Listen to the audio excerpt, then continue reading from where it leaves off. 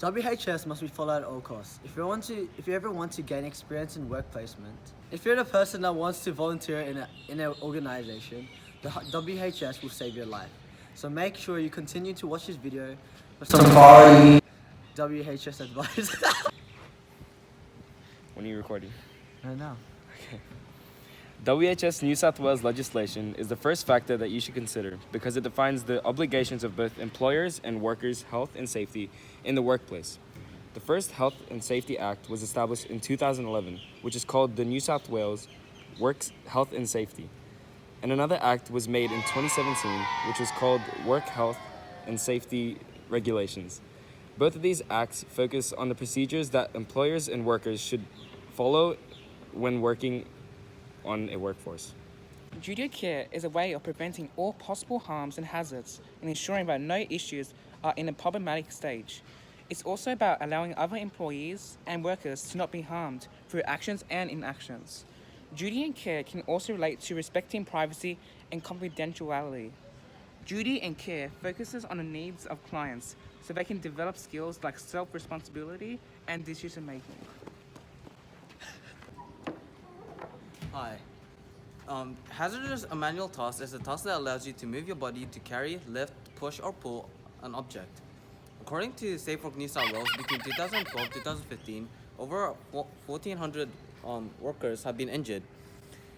1394 have been permanently disabled and about 7 have been dead.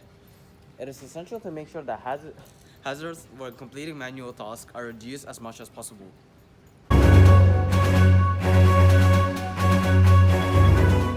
The next step in ensuring that volunteering runs smoothly is to make sure that you're aware of the NSW health infection prevention and control policy. The sole purpose of infection control is to effectively prevent, manage, and gain control of any associated infections in order to minimize the danger of health impacts on patients. Safety sign is a great way to show to employees and workers the dangers of entering a specific room or area. For example, if you ever see a sign that tells you not to smoke, you shouldn't smoke at all costs. Warning signs is a visual way to warn workers about a potential hazard, and it's extremely crucial that all workers must follow the sign, even if you don't know why. In the workplace. Go, run! Excuse me, boys.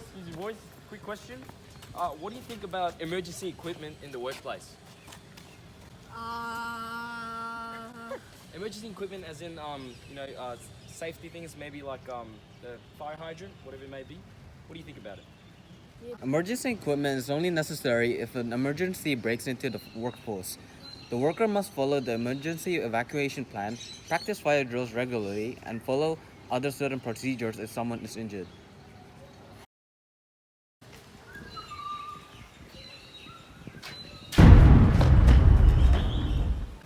Hazard identification happens when you see an obvious and visible hazard, and that is a person seeing this hazard will be obligated and responsible unless the hazard is notified and resolved. For example, seeing a knife on the floor and not doing anything about it, and also seeing rubbish on the floor and not doing anything about it.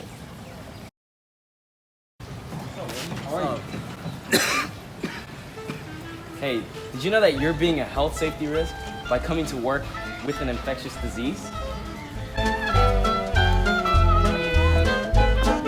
Go. Common workplace hazards is what should not be ignored, since hazards can happen frequently. Some common workplace hazards that needs to seek awareness include transportation accidents, violence, toxic events, infections, injuries from objects, exposure to any chemicals that has contact with skin, etc.